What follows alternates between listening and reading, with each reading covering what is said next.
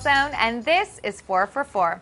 Adam Levine plays a deranged stalker who bets his quote-unquote prey in the new video for his song Animals. Gabrielle Delevine go way too far with this one. For someone with a bad reputation as a womanizer, I just think it's not in the best taste to be comparing your new wife to a piece of meat. The video is pretty gross, but, you know, good for him for making the news with a music video, which is hard to do these days. The video looks like a scene from Carrie, at least parts of it, and you know what happened in Carrie, and that did not turn out too well.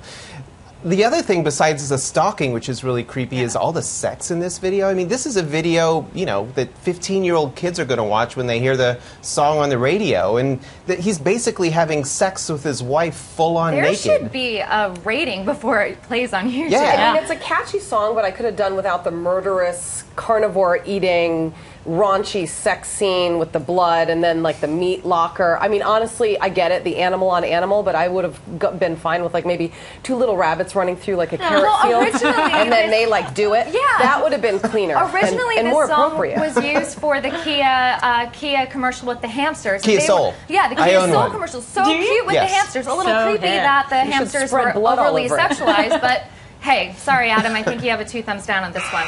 Amada Bynes was arrested for a DUI, and now friends are saying they're really, really afraid for her. Chris, how can Amada get back on track? I think getting back under a conservatorship is probably the right way to go. She was just released from the conservatorship that her father was in charge of last month, and that's when she went off the rails. Britney Spears, much more successful, as troubled as Amada Bynes, has been in a conservatorship for over 6 years with her dad, and it seems to be working out okay. Yeah. I'm just surprised to learn that Amada Bynes still has friends. After that bad weave she was sporting, I thought everyone would have kicked her to the curb.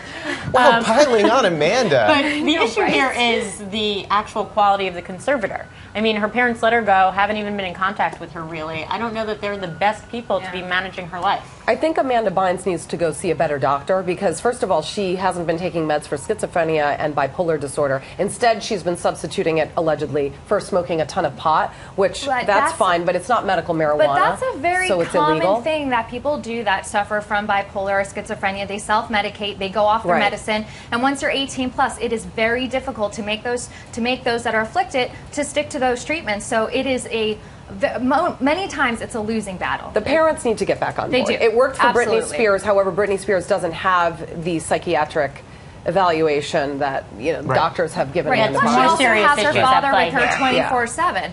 Tracy Morgan can't believe Walmart is saying he's partly to blame for his injuries because he wasn't wearing a seatbelt. Julie, does Walmart have a point? No. If you are killed by a drunk driver, are you going to then accuse the killed, the deceased, and say, I'm sorry, you would have lived had you been wearing a seatbelt? You don't go after the victim. Tracy Morgan and those other passengers were victims. Walmart came out and said, we're going to take full responsibility. Now they're coming and they're dialing back because they're going to try to save money. They shouldn't have spoken right after the accident. I bet their lawyers are probably kicking themselves. It's going to cost them more in bad PR than it would just to settle this quietly out of court. I mean, Walmart looks like the big bad guy because you're right. They're blaming a dead person for not wearing a seatbelt. I think what's happening here is this is the insurance companies becoming involved, and they're looking for something called proportional blame. If they can just put 10% on Tracy Morgan for not wearing a seatbelt, they save themselves 10% of whatever the judgment is. But what does that cost them in PR to make this public? 10% is a little, little chink in the bucket when you think about how bad they look to all of us, and it's going to make me think twice about going to Walmart when I buy in bulk.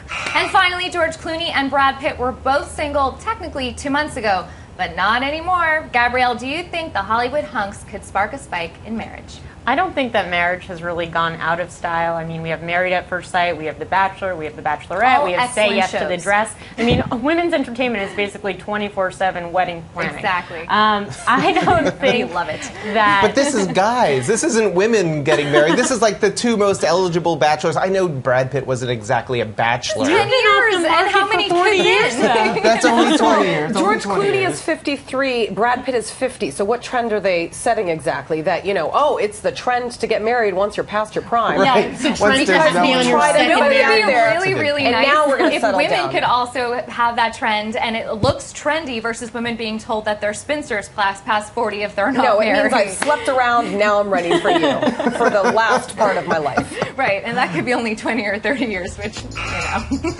That's what we think. Tell us what you think on Twitter with the hashtag 444.